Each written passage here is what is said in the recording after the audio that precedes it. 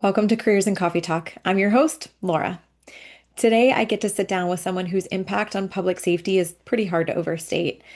Dr. Lori Moore-Merrell has spent her life championing the people who run toward emergencies, from her early years as a firefighter paramedic in Memphis to more than 2 decades shaping research, data, and policy at the International Association of Firefighters to founding the International Public Safety Data Institute.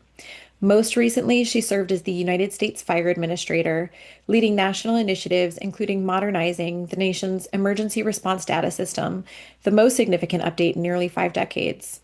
She also co-chaired the Federal Commission on Wildfire Mitigation and Management, and she brought together global leaders for the inaugural World Fire Congress. But what really stands out about Dr. Lori is her clarity of mission, equipping first responders with the tools, insights, and support that they need to thrive both on and off the job. And today we're going to walk through that journey, the unexpected twists and turns, the difficult moments that forged her resilience, and the risks she was willing to take, along with the deeply personal spark that kept her moving through every challenge. Let's get into it. Dr. Lori, it's such an honor to have you here. Thank you so much for joining me.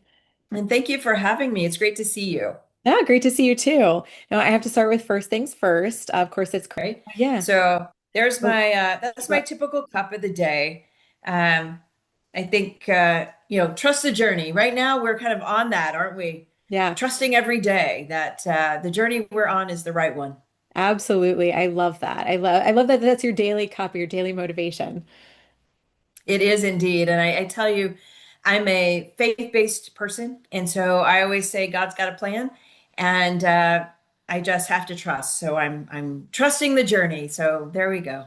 I love it. I love it. And I'm really looking forward to getting into your whole journey. So I like to start at the very beginning. There's kind of that, as you're growing up and you kind of have all these ideas about what you want to be. So as a child, what did little Lori want to be when you grew up? Actually, I had an uncle who called me that. So Oh, that's funny that you I talked to him. No. that you said that, right? So yeah, I'm reminiscing for a moment. I grew up in a community near Nashville, Tennessee. So growing up in the South and just thinking about, what do you want to be? Well, I was headed toward medicine for sure. I wanted to be a doctor and particularly had an interest in emergency medicine, which really played out for me as I approached college and beyond. So that was really the path that I was on growing up. You had the little plastic doctor kits with the syringes and the stethoscope and the whole thing. So yeah, I was totally into taking blood pressures and all of that throughout my childhood. Oh, that's not too far from where you ended up, is it? It isn't. No, it isn't. It was straight on the path. In fact, I got into, as you know, emergency medicine right out of college. So, in an undergrad, I took a paramedic, EMT and paramedic. So, I became a paramedic in the state of Tennessee. And as I was starting into medical school, actually, just post grad, the Memphis Fire Department was hiring. Hmm. And so I'm like, that's really what I want to do. So they were giving preference points to paramedics for hire. And so I dropped out of medical school and went into the Memphis Fire Department as a paramedic. Oh, wow. Oh, that's awesome. Well, I'm sure your years as a paramedic in Memphis weren't just formative, right? They probably came with a lot of complexities, a lot of challenges that maybe not everyone would be aware of. So, what parts of that experience really stand out most to you, especially now looking back in hindsight, right? And how did they influence the direction of your career? Oh my. When you say challenges, I'm thinking that's an understatement for sure. Uh-huh. So I tell you, it was an interesting time. So this was in the late 80s, and I was the sixth woman hired into the Memphis Fire Department. Um, And as everybody knows, at that time, this was a predominantly male occupation. It still is. And it was, we were met with some mixed bag of emotions, I think, from our male counterparts. I had those who were completely supportive, who looked at me as a daughter, a sister, that sort of thing, and wanted to make sure that I was successful. And then there are those who didn't want you there. And not just them, but their wives and girlfriends and whomever else, right? Because now you're going to be in the same station Mhm. with these guys. And, you know, everybody who watches TV now, particularly, so this was years ago, wasn't a lot of that on, but you know, Chicago Fire or whatever you watch today sort of portrays what is not actually happening in the fire stations. So, but there was a lot of not understanding that I was there, the other females on the job were just there to do a good job. Mm. We wanted to be paramedics and firefighters and just deliver the same skill set and the same passion for the mission of caring for people that our male counterparts did. And that was that was the whole purpose. And so to have that misunderstood and caught up in a mixed bag of emotions from other people prejudging and really making a lot of presumptions about your purpose and why you were there and what the ramifications of that were going to be, it was quite difficult. And so we were often confronted with, and I should preface this by saying I worked in a very low income area of the city of Memphis, and a lot of crime, a lot of, we used to call it the knife and gun club because a lot of violence, assaults of people, and that's the kind of stuff we responded to. Those are the people that we took care of. It was, you know, people who didn't have health care. It was people who didn't have means. And so we were often just caring for people in the community. Now, these weren't great communities for necessarily for people who didn't live in that community to come into, right? Sure. But we would have wives and girlfriends showing up at the fire stations. And it's like, first of all, you have no business being down here in this area. And second of all, you know, what's the why? And it was that kind of thing that, you know, made you feel less than wanted. And Mm. so a lot of a lot of the consternation, I think a lot of women even today leave the job over that kind of stuff. They leave the job because they don't feel welcome. They don't feel an opportunity to be nurtured. They don't feel an opportunity for growth, either personally or professionally. They don't feel valued. Mm. And we see a lot of women today who just simply leave the job, and that's unfortunate because when you're there just to provide your skill set, your knowledge, your abilities to the mission, then it shouldn't matter your gender. Sure. And yet it still does. But I learned a lot during those years. I learned a lot from the good, the bad, and the ugly. Mm. Um, and you learn how to be resilient. You learn how to really prepare yourself because everybody's an example. Some people are bad, you know, an example of what not to do and what you don't want to be. And so Sure. you can learn something from everybody. And that was the case in my early years. Yeah. Well, when you look back to those times, right? I think this is maybe a two-part question. As a young woman, especially entering the field, right? Because there are, like you said, there are more. There still aren't enough. I'm married to a first responder myself, so I see it myself. Not a lot of women, still not a lot of diversity in the firehouse. But if you are a person who's maybe underrepresented in the service, the fire service, what advice would you give to somebody to kind of overcome those challenges, especially maybe going back to your younger self in those early days? Wow. I love that question because every day is an opportunity to encourage somebody. Hmm. So my advice would be remember why you're there. Remember your why. Remember who you are. From a, you know, every day becoming better, your better self, your better, whether you learn something from an individual who's trying to help you, to mentor you, to open a door for you, or whether you're learning something from an example of something you don't want to become, those are opportunities. And I think honing your skill set, being the best you can be at the job, first of all, right? Your knowledge, skills, and abilities matter. Deliver every day. And don't wear being different on your sleeve. Yeah.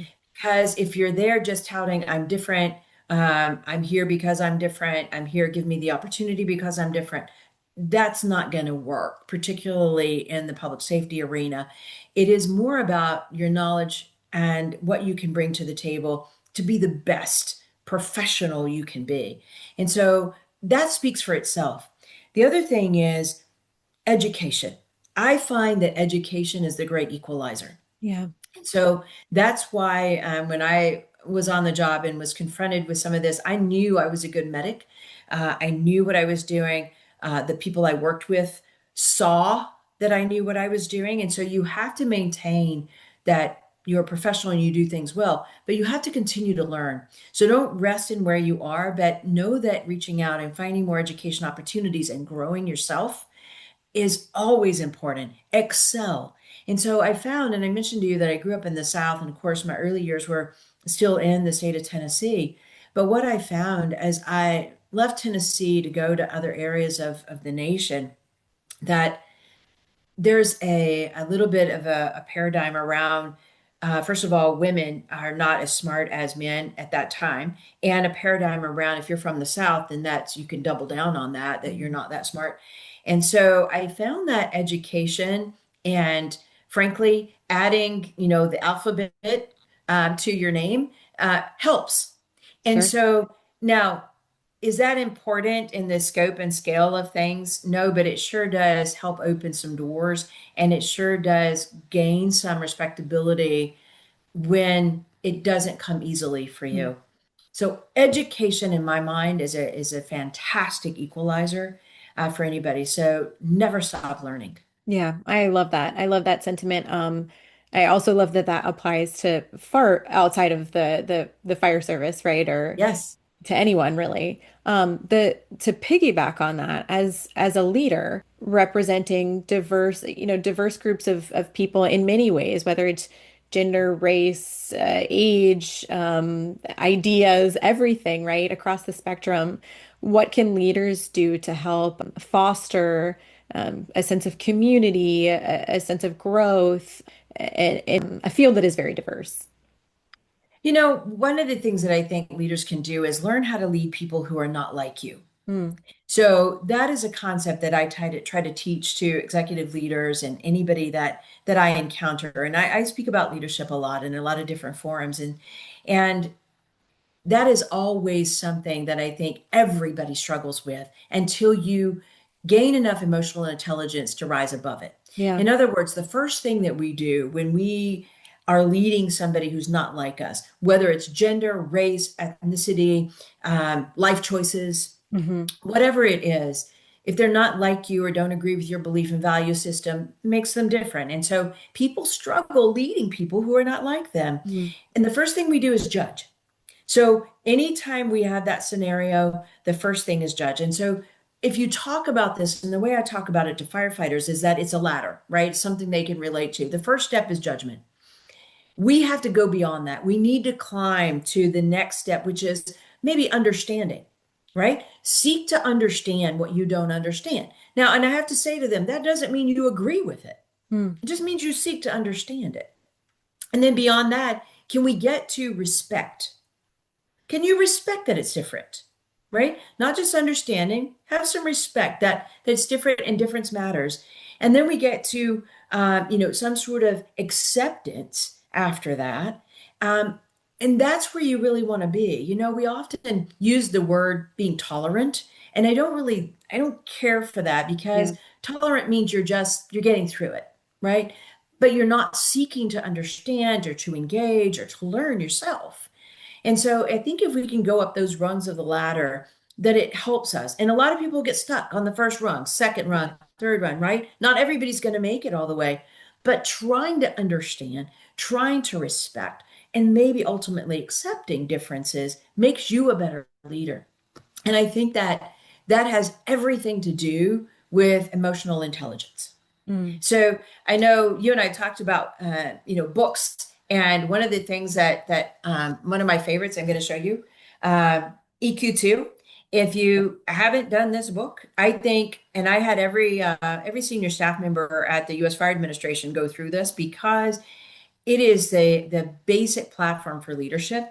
And I think just doing that, even a self-assessment on your own emotional intelligence and how you react to other people is necessary before you lead other people, particularly those not like you. yeah, I love that. Well, we'll definitely add that book to the book club. And I think that was going to be a follow-up question, honestly, is that doesn't come naturally. That emotional intelligence doesn't come naturally to everyone. And so when you don't kind of have that skill, how do you develop that? And so that's a great resource for folks to tap into. I want to go back to your early career a little bit. Those, especially those early years in the street, right? There are calls that probably changed you, even ones that you maybe don't talk about often, but and just what you're comfortable sharing, of course, because I know sometimes that can be really difficult to bring up. Is there a moment, a person that you do feel comfortable sharing that really shaped how you look at service and humanity even now? Oh, wow. Um, First of all, thank you for the question because I know a lot of people don't ask because you're afraid of generating some past memories. In the fire and emergency response arena, we all have them. Mm-hmm. Everybody has some measure of trauma, mental trauma that we've experienced if you've been in the field very long. So, thank you for having the courage to ask, first of all. There is one, and anytime I'm asked that question, there are several, but there's one that comes to mind most frequently, and that is I was maybe 5 years on the job, had a great partner. We were riding, I was assigned to an emergency response unit for EMS. So um, we had responded to a child under a train.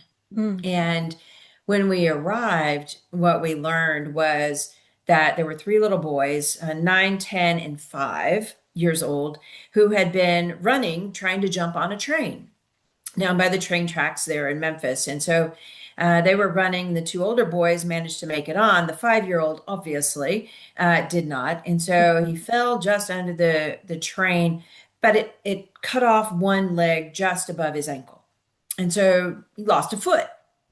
And so when we get there, of course, having that kind of trauma, it had cauterized already. Anytime you have an amputation that's like that, it sort of contains itself very quickly, but we couldn't find the foot.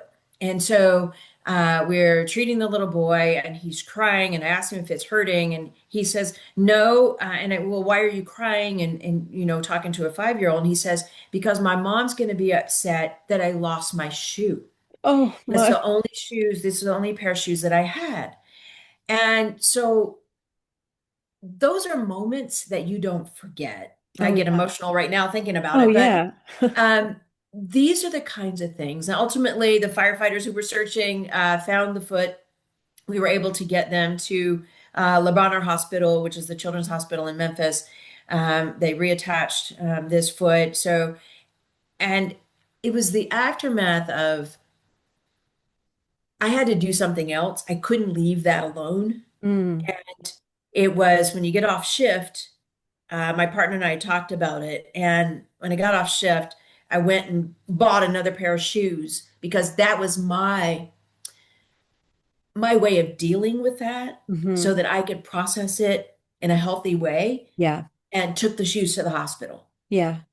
That let me have closure Yeah. that we did everything we could possibly do in that moment. So that is the one. Sorry if I'm getting a little No, my eyed mama here. heart. So it is, that's one of the stories. There's so many, but that's one that I will tell you that I will never forget. Oh, absolutely. First of all, I can't imagine. I mentioned my husband's also a first responder. We often don't talk about, like you said, to your point about not talking about the things that are triggering. And honestly, I couldn't tell you if it's that he knows it would trigger me or that it would trigger him, right? Mm, To talk about those things. And so we often don't. And I think especially those calls with that involve children yes. are particularly difficult, and probably why he doesn't talk to me about them, to be honest. But I like how you acknowledge that there is a piece of you as the responder in that situation. Obviously, he's deeply affected as the survivor of this event, but also that there's an impact on the first responder, right? On your mental health and your processing, and that there is a need to deal with that. I think it also raises for me this time of year. It's joyous and it's festive. Of course, we just got through Thanksgiving. We have the winter holidays coming up. There's a lot of things to look forward to. It's also a deeply challenging and sometimes traumatic time of year for a lot of people. What is, from the perspective of a first responder, what is one of the biggest challenges that you can say that you see for the general public that you experience or see in terms of like calls and things like that? Wow.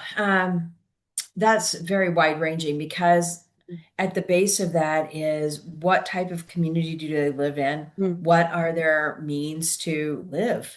Mm-hmm. Um, Having food every day, having medical care, so it really comes down to what's the baseline that we're talking about and what kind of neighborhood. And because you certainly have the haves and the have-nots in our society. And what really drives a lot of whether it's crime or illness or advanced illness, I would say, is having access to resources and just the economic capability to live Yeah. in society. And so we would often have and experience people who are poor and don't have access to anything other than a community clinic.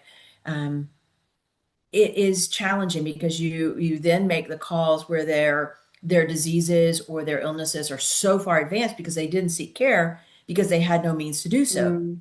And so the 911 system and what I have experienced, it became healthcare for the entire community. Yeah. And so you would get these calls, and it's like, why haven't you sought treatment like weeks earlier? And well, I couldn't. And so now they're so advanced that there's not a lot you can do.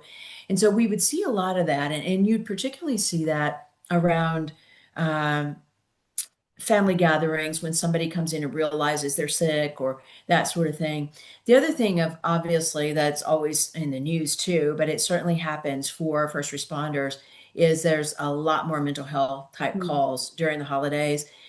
Suicide, unfortunately, this is a big time for suicide on Christmas or just after Christmas. Those are the sorts of things that are unfortunate parts of our job where we have to, respond to things that just the god awful things that happen that you never want to see in your life. And yet you see it in a disproportionate number of times for you as an individual. Yeah, and thank you for acknowledging that. As far as first responders again back to your point about dealing with your own mental health, what advice do you have for those that are responding to events and incidents like that? Wow, that's a great question. So, certainly for our first responders, as I said, we have to acknowledge that we've got, we all have mental issues. And I say that and I say it comically because that's how first responders talk about it. We get through things sometimes with humor that's a little Hmm. darker than normal.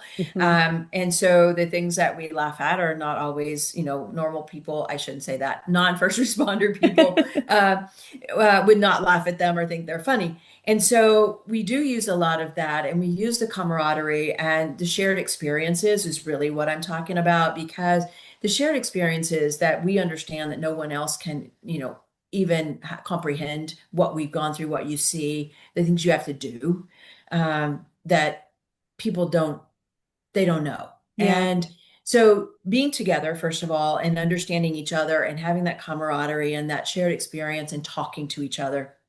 And so acknowledging first of all that if you're a first responder you've probably got some mental issues and we have to talk to each other, we have to acknowledge it, we have to talk about it.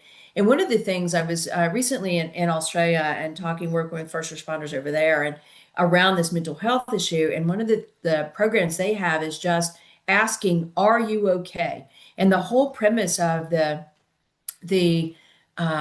campaign, I'll call it, because they're really doing very well at getting it out to first responders and just saying, having the courage to ask your friend, are you okay? Yeah. And we even talk about it that in more advanced relationships, or if you're really noticing differences in people, what are they doing that's unusual? What are they saying that's unusual? Are they having habits that you haven't seen before in this person? And you know them well, so you know it's not normal. So just saying, are you okay? Hmm. That has great power in opening the door for a conversation. And somebody having the courage to say, no, I'm not okay. Yeah. And then you carrying on with a conversation or getting then to someone to talk. So these are the kinds of things that we have to be there for each other. And first responders, it's really important that we watch each other, we acknowledge each other, and we ask those kinds of questions. Are you okay?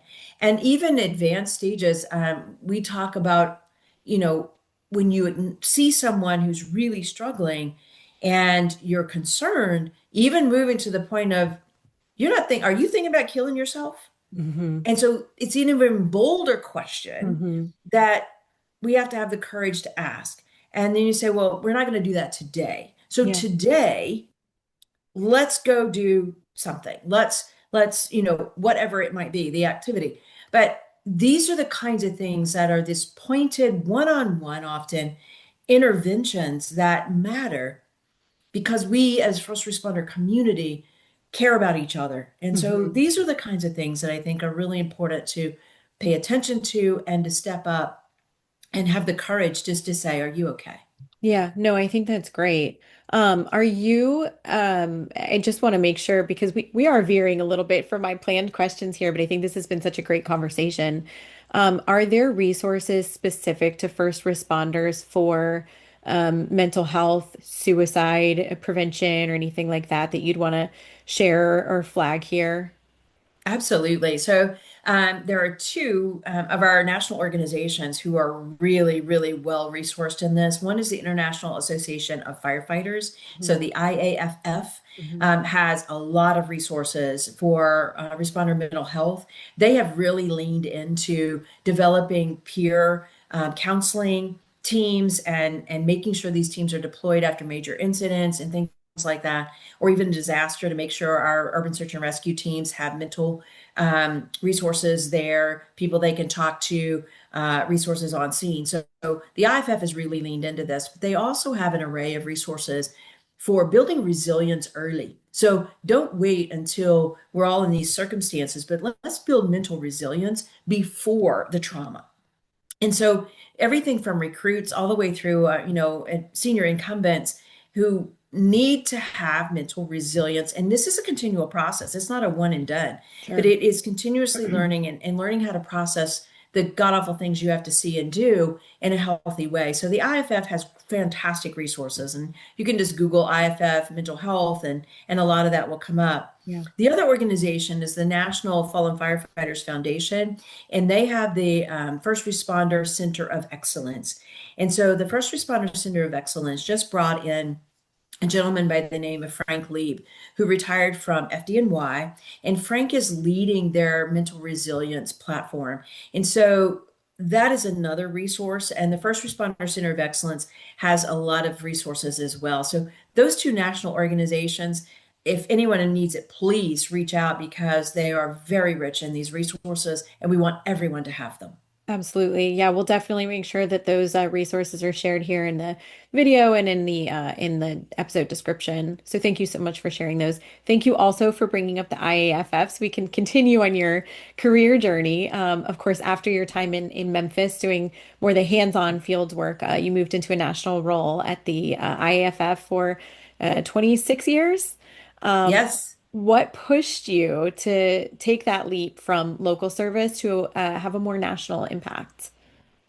Wow. So when I went to the IFF, I was recruited to the IFF in 1993. So I'd had about 7 years on the job in Memphis, and I was brought in to be the emergency medical services specialist. So Okay. this was at a time when firefighters were really leaning into EMS. We had then using nomenclature around fire-based EMS. Hmm. And it was also a time when the private ambulance companies were starting to, go public, for example, and really scale. And there was a fear from the union, the IFF, that they were going to be taking firefighter jobs. And so we needed to bolster our EMS resources to make sure that our folks in the field had what they needed to make sure they're delivering the best care, the best system deployment, the best operations, all of those things. And so I was brought to the IFF to start to build out those resources. And so that's what I did for the first several years at the IFF was to build out emergency medical services, resources for operations, deployment, equipment, training, just understanding the overall difference in a fire-based system where we can deploy personnel regardless of apparatus, and then a single ambulance-based system where you're just deploying medics in total versus first response, and having a almost a pit crew kind of concept of deployment. And so we did a lot of that, and just designing resources around what does EMS doing it right look like. Yeah. So that's really what I did for the first few years at the IFF. Yeah, we touched on this too. You've built a really remarkable career in a field or fields where the leadership tables tend to be male dominated. Certainly can relate to that. What has guided you as especially as you were learning to kind of claim your place and be heard in those spaces? Wow. I'm going to say tenacity and perseverance Hmm. because determination. Yeah. I can come up with all kinds of descriptive words of what it took Hmm. to be at those tables. For the first 17 years at the IFF, I was the only woman in the room at Wow. any senior level. And so that includes at board meetings, that includes at senior staff meetings, all of it. I was the only woman that was, other than the administrative staff, I should say it that way. And so often I would say things, and you mentioned being heard. I would say things, somebody, if I'm in the middle of a sentence, somebody else would start talking, and all of a sudden it goes, attention goes to them. Another person can say the exact same thing I said 5 minutes earlier, and all of a sudden they heard it. Uh-huh. And it's a good Uh, idea. and it's a great idea. And I'm like, I literally just said that. And Yeah. so then you would, so it's that constant. And then you have someone in these, more public forums, or these meetings of staff, or whatever it might be, who's incredibly offensive Mm. to you in Mhm. that moment. And you either take it in the moment, because I had a policy, I'm never going to let them see me cry. Mhm. And so, and I'm just, I did cry, but never in front of anybody. And you learn from those moments and how to grow yourself. Remember, I mentioned growing your own Yeah. resilience. Yeah. Okay. It doesn't mean fighting back every moment, it doesn't mean that.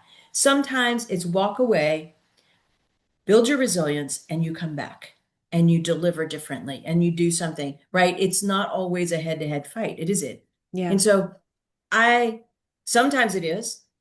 We have to know, and that's an emotional intelligence thing, to know when is when. Yeah. But anyway, those people who were offensive in those moments, and then they come to you individually afterwards and say, "Oh, I really want to apologize. I really didn't mean to do that." No, no. If you offend me in public, then you're going to apologize in public. Otherwise, I don't want your apology. Sure. That is not appropriate. And that's what I find that a lot of folks do, is that they want to be ugly and condescending in Hmm. public, and then still be your friend and come and apologize to you in private. Sure. I find that despicable and not a great quality for leaders. So these are the sorts of things, if you're going to be a leader, then have the courage to be forthright and brave and honest in front of people, Sure. and treat people appropriately. Yeah. No, I love that. I love that taking accountability in public, just like, if you're gonna offend in public, go ahead and take accountability for it too. Yes, yes. Um, I think the other thing is I want to talk about your ability to reshape the conversation, especially as you were, growing in your confidence and your presence in those different rooms. I think one of the biggest shifts that you brought to the field was around data. What was the moment that you realized that data isn't just like measuring things, but it can really save lives and it really can be transformational? The moment when I realized that is the moment I didn't have it. Mm, Make sense? yeah, So there were so many fire departments that I worked with around their system deployment, around their crew size and staffing on apparatus, where they locate stations, doing their risk assessment and training based on risk and what they may have to respond to given their environment, their response environment.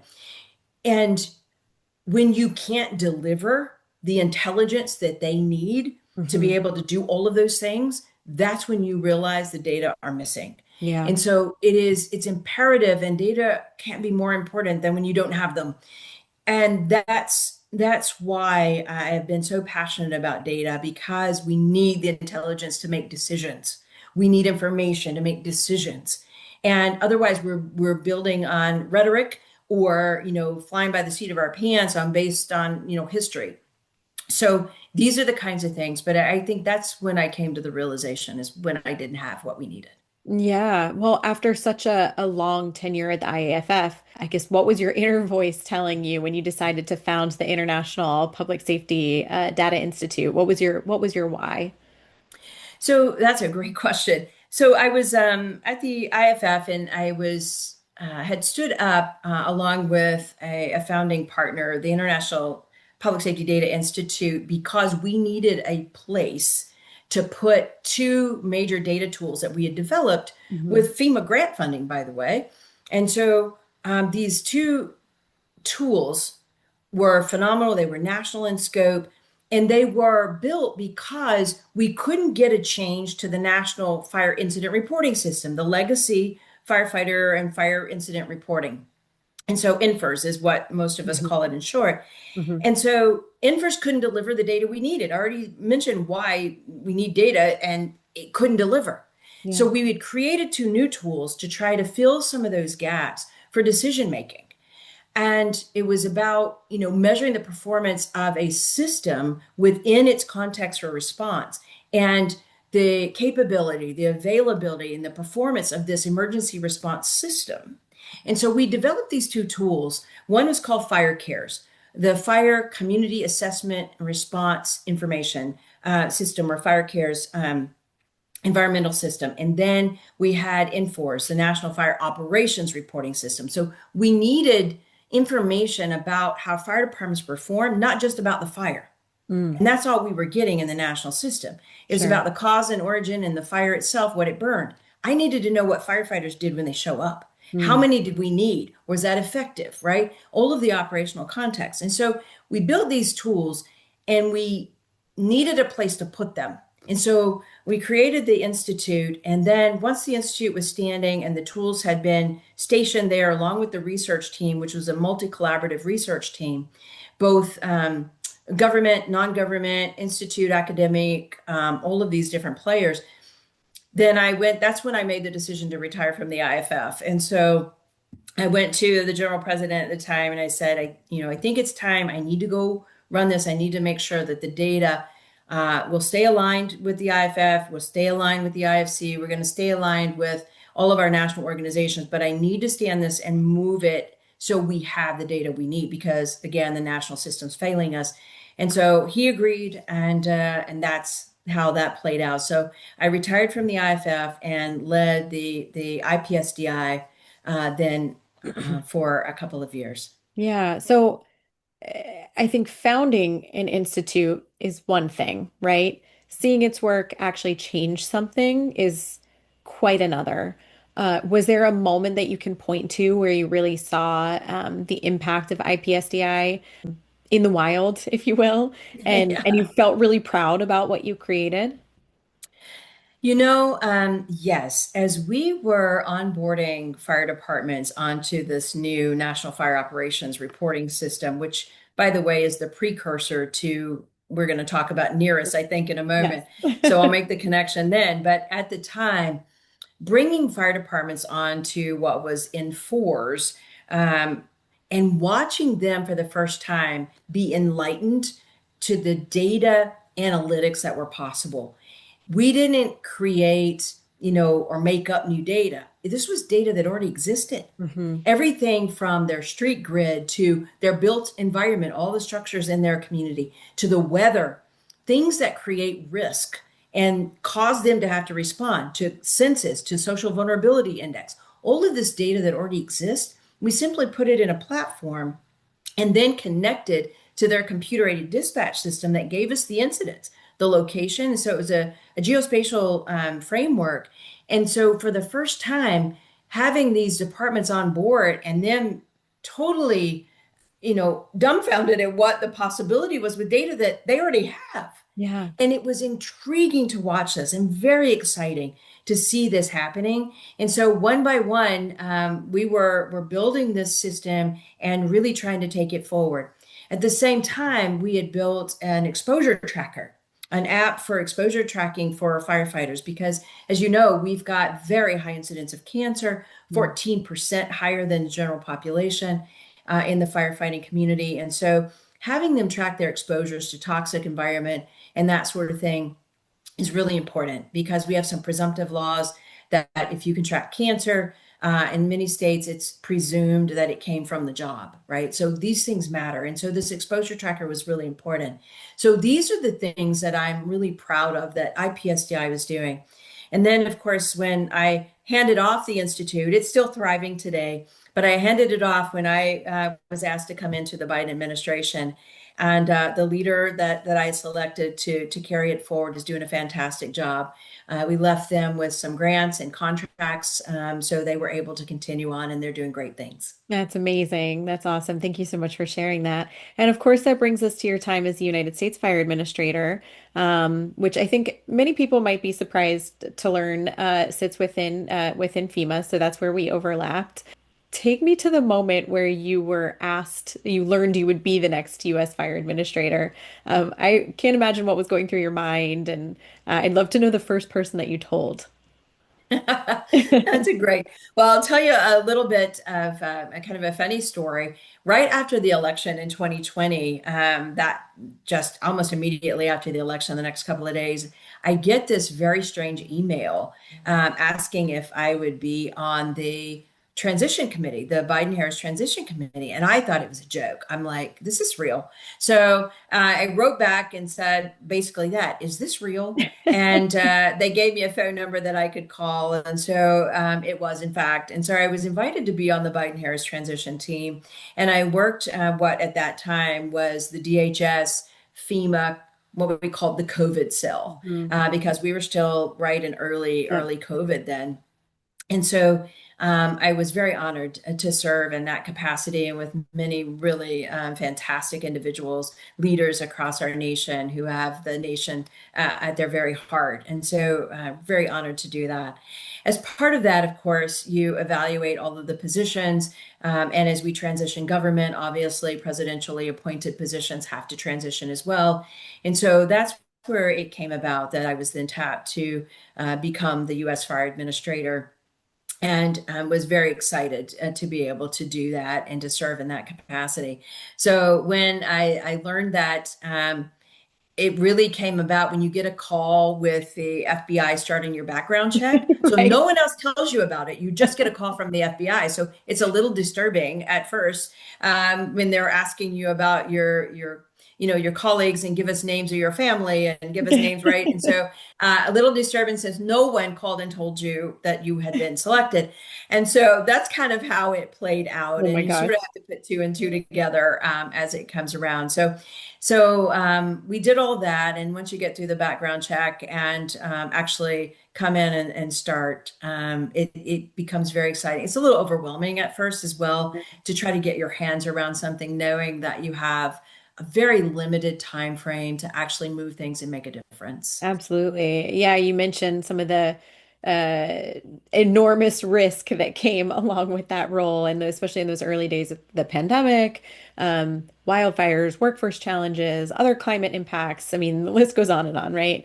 What kept you grounded as you were coming into the role and starting to scope out your priorities? Wow. Well, I'm going to answer first. The first person I told obviously was my husband. Oh, So of course. I let him know, right? We're going to be checked by the FBI. That's how I told him. Good thing So, to let him know that. so I didn't want to let that lapse. But how did we streamline? Well, I'll tell you what I did when I first came in. I mentioned being a little bit overwhelmed, and what I mean by that, it was more of what the heck have I done? I had a perfectly good job. I had this institute I was very excited about, and it was more of what was I thinking Yeah. mentality and how did I get myself into this. And so it was more of sort of a getting the ground assessment of, okay, where are we right now and talking to the staff. So obviously I had a deputy and a full-on staff at the USFA and working a lot with the FEMA administrator and the chief of staff at FEMA and getting lay of the land. So that's first thing. Yeah. And then once I understand where we are and the fact that at the time USFA was pretty much disconnected, other than the National Fire Academy, pretty much disconnected from the fire service, if I'm being blunt about it. Hmm. And so I sort of made the assessment is okay, I need to sort out what are we supposed to be doing versus what we are doing. Hmm. So I had my chief of staff to pull the legislation that created the USFA. I said, just get me the legislation. Let me figure out what we're supposed to be doing. So it's actually the Fire Prevention and Control Act from 1974. Hmm. And so I went through the legislation and see exactly what we're supposed to be doing. Okay, fine. There was a lot that we were doing that we didn't need to be doing, and a lot that we were supposed to be doing that wasn't being done. And Sure. so we did a full on reset. I did a reorganization. We did a full on reset and started getting on track. And one of the big things that came up is that since 1974, there was to be an annual conference on fire prevention and control, like bringing leaders together and having this summit, if you will, about what's the fire problem, what should we be doing, what are the interventions, and that included wildfire, by the way, and that was in the legislation. That had never been held. Wow. We held the first one in 2022. Wow. So it was things like that that when you've got the guidance that really helped me to get my head around, okay, here's the path, is what we're supposed to be doing, Hmm. and getting that almost in a checklist of I've got to get this done. What kind of time do we have and what can we move given that this is federal government, right? Yep. Um, One of the other things that was in the legislation, of course, was the National Fire Data Platform. Hmm. And that was one of the authorities of the U.S. Fire Administrator is to ensure that this platform existed and that the data across the nation were assembled. So that gave me then the opportunity to really bring to fruition what I'd been working on for the last 20 years, Yeah. trying to get data uh, to be operationalized for actual use in decision making, get it down to the local level, and inform the fire problem at the federal level, the national level. And so that was something that I really was fortunate to be in that seat, to be able to have the authority and to move on a new data platform that we were able to bring to fruition before our time was over. That's awesome. I think it's probably safe to say those are probably your proudest accomplishments. Am I right in that? Absolutely, yes. Yeah, nearest the National um, Emergency Response Information System. So we took fire out of the name because the fire service today is all hazards. They Hmm. respond to everything. And so we didn't want it just to be about the fire. We wanted it to be about the operations and about the risk environment and all of the things that we respond to so that we can learn things like lithium ion battery fires, Hmm. things like, new hazards or threats, even another COVID situation that we should have data quickly to know if we'd had proper data, we would have seen emergency responses to all of these respiratory things long before we saw it was a pandemic. So these are the kinds of intelligence factors that we can glean from this data and what we needed at the national level. So certainly nearest is my proudest moment and probably my legacy. Yeah, I love it. Well, you certainly had a lot that you accomplished during that time. You had your share of challenges during that time. I mentioned that we overlapped at FEMA, and so I didn't share this with you before. One of the things I actually heard you say as a leader within FEMA, I think this was at one of the women's symposiums that we had, maybe the first or second. I heard you say something that stayed with me actually personally, but the sentiment was basically, this concept that everyone is always chasing around work-life balance, right? Mhm. Everybody's trying to achieve perfect work-life balance. I like that you reframed it. You focused more on making intentional choices around your work life and your personal life. Can you share a little bit about that philosophy and how that's shaped how you've navigated, being in these leadership roles and having a family over the years?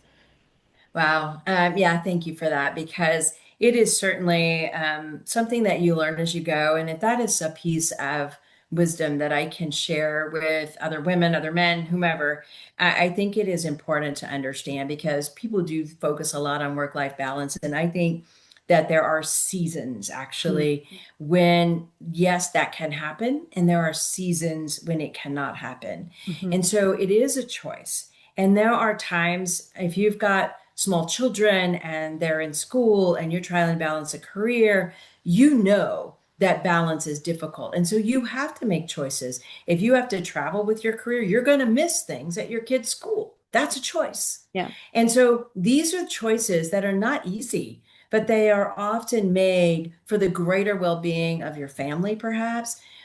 So these are the kinds of things that I think we focus a lot and they're hard, and they hurt. It hurts your heart sometimes to make these choices, but nonetheless, they're choices that we make for a longer term, perhaps gain, or for whatever reason. And so I think that the choices, we weigh them, we make them, and then you consider the next season. Yeah. So the next season comes along, and then as your kids perhaps are in college, now it's really focused on career time, it's elevation, it's all of those things. And then if you're fortunate enough to be tapped to go into federal government or the military, or whatever those might be, that's full on 24/7. There Mhm. is no balance. That Right. is that's life, right? And so recognizing that we have these seasons and that often choices are involved and they're not always easy choices. So I think giving ourselves a little bit of grace Hmm. when these choices have to be made, and not just beating ourselves up over choices, is a good way to go. And giving yourself some grace is can bring about peace of mind for sure. I love that. Yeah, I appreciated that when you shared that, just kind of just rethinking how we conceptualize the idea of work-life balance. Speaking of choices, last question, where are you choosing to spend your energy now? What's getting you excited these days? Wow. So I love that question because I am excited right now. I'm still in the wildfire space, if you will. So I'm still doing a lot with the fire service, but focusing on the wildfire problem that we have globally. So it's not just a US issue. This is an absolute global issue. Australia is burning, Portugal burns, Spain burns, Turkey, Greece, on and on I could go with the fire. Brazil, huge. So these challenge is something that's confronting us around the globe as far as the fire service. Where I'm focused right now is bringing technology and innovation to that problem. So, bringing technology solutions that I think can help us.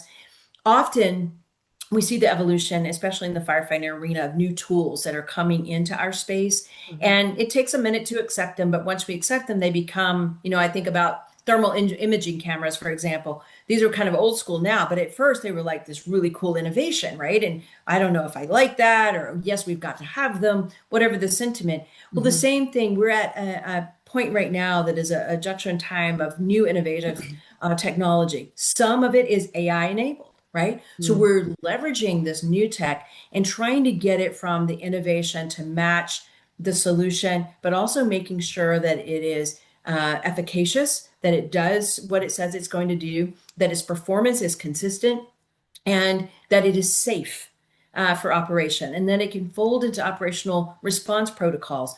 So this is where I'm spending a lot of time. I'm doing some strategic and technical advising to technology companies, startups, Series A, Series B, helping venture capitalists think about where they need to invest and what technology really has the potential to bring a solution to this large global scale wildfire problem. So I am still in the data and science arena, and that's what is gets me up in the morning right now. That's incredible. Thank you so much for sharing that.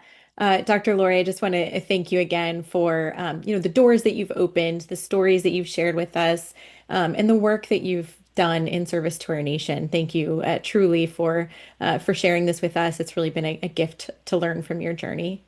Oh, thank you so much. And I'm going to give you one more book before we go. Oh yeah. And this is Sharon, and this was from a dear friend of mine who suggested that we have a few women leaders to come together, those of us at a national level, and just have conversations because we're often leading in space that we don't have a lot of camaraderie and that, and you don't have the time, right? As leaders, we are so into the moment that you don't take the time for yourself. So this book, Brave Not Perfect, if you Yes. haven't taken a look at that, I think this applies in a lot of spaces. So I would suggest this, men and women, right? Is that we try to be perfect as leaders. We try to do everything right. We try to make the right choices, lift up, make the right decisions.